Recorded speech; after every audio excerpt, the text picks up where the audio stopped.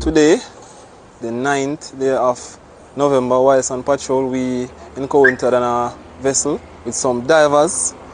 Yes, and this is one of the lobsters. As you can see, it's a berried lobster. Berried lobster, fully egged out. One of these lobsters, as we know, spawn approximately 1,500 young lobsters. True. And over a period of time, if we continue to overfish these berried lobsters, there will be nothing left in the population. Out of the survival rate, only probably about 900 may survive.